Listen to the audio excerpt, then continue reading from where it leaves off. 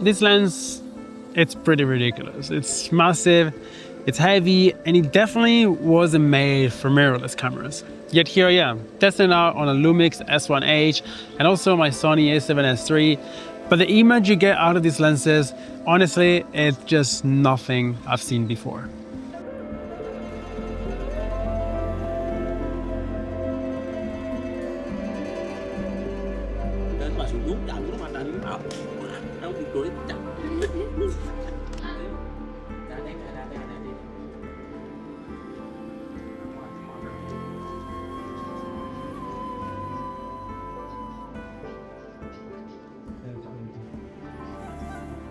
Bagus menyenangkan hobi untuk menenangkan pikiran ya, sambil bercanda ya.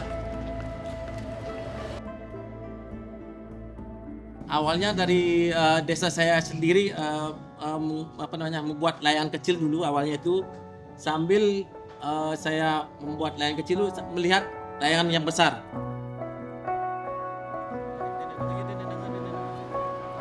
Terus sampai saya merantau dapat pengalaman membuat layangan sampai besar segini, jadi saya benar-benar mengikuti membuat layangan seperti ini. Ya.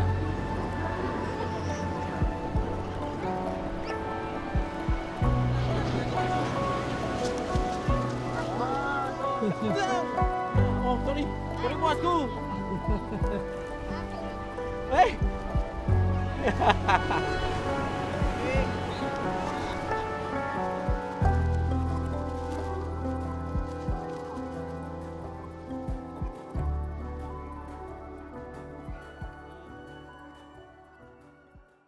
All right, so let's talk about what you just watched, and more importantly, the lenses behind it.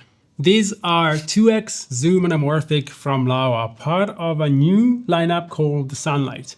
We have a 40 to 80 millimeter and a 70 to 135 millimeter, both at T4.5 PL mount full frame coverage. Now, if you shot anamorphic before, you know this is pretty wild, because zoom anamorphic is definitely a unicorn, especially in the 2x squeeze category. You can literally search for any other 2x full frame ones, and the only one that come up would be $40,000. $40,000.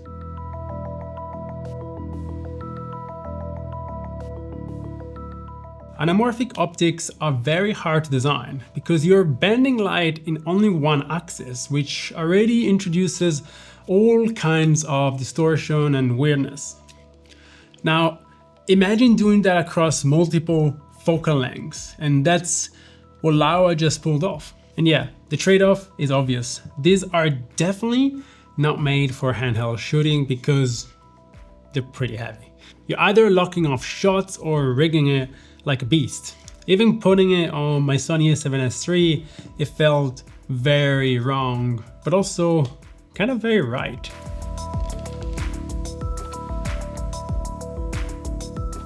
Now, real quick, if you're wondering what's the difference between a 1.33 lens, which is what I'm shooting this right now, 1.5x and 2x anamorphic, here's a simple breakdown. A 1.33, it's the most subtle squeeze, like this one. It's designed to take a regular 16:9 image and stretch it just enough to hit 2.35:1 ratio. You get some slight horizontal bokeh, hint of flare, but honestly it feels more like a stylistic filter than a full-blown anamorphic. 1.5 is the middle ground, a bit wider, a bit more pronounced. Bokeh gets more oval, flares longer, and the overall frame starts to feel more cinematic. In my opinion, it's a great sweet spot if you want character without going all in. And then there's 2x, which is what these Laowa lenses are. And this is the real deal. You get that classic widescreen frame, super stretched bokeh, and dramatic flares.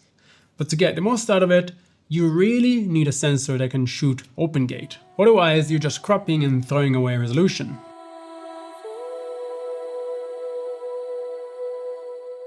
Now, let's take a look, because that's what you're here for. This is a true 2x anamorphic lens, which means your image is being squeezed twice as wide. And once you de-squeeze it in post, you're left with this ultra wide cinematic frame that just feels alive. The bokeh is stretched and the flare, it's just beautiful. The depth you get, especially on the 70 to 135mm, it's absolutely unreal. It's like everything suddenly has emotional weight. Even a static shot of someone sitting still becomes visual poetry. Now let's talk about distortion, because you can't talk anamorphic without talking about distortions, and these lenses have pincushion distortion, which is not my favorite. I wish there were barrel distortion. Same as this one lens has pincushion, which means that the lines are going outwards, so it's distorted towards outwards. But obviously they do have that beautiful anamorphic look, and that's something that you just can't replace.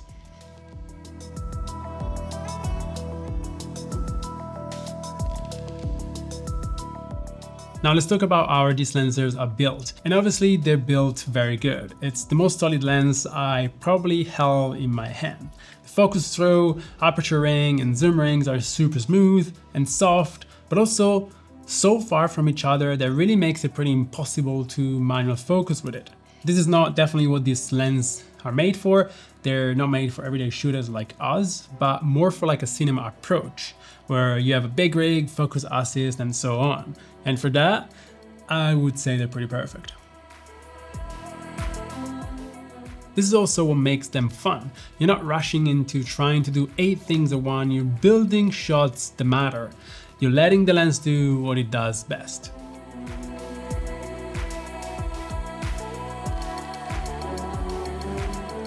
I think honestly what surprised me the most is how natural the image feels. You look at the bokeh and the flare and the stretch, and yeah, it's exaggerated, but it doesn't feel fake. It feels like proper film. Now, obviously, these lenses aren't perfect, and they're not meant to be perfect. They're slow at T4.5, as I mentioned before, they're not light, and you definitely don't want to run and gun with them. But if you're shooting narrative or commercial or anything where the image is the message, these are definitely worth looking at.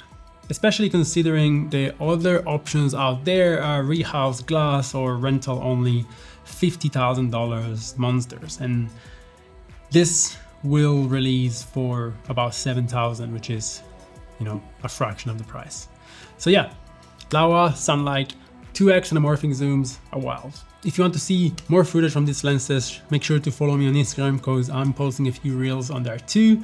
And as always, if you like this breakdown or just like seeing weird lenses on tiny cameras, feel free to subscribe, drop a comment, or just tell me I'm crazy down below, because that's what it is. All right, until next time, I have to ship this back tomorrow. So it's been great. See ya.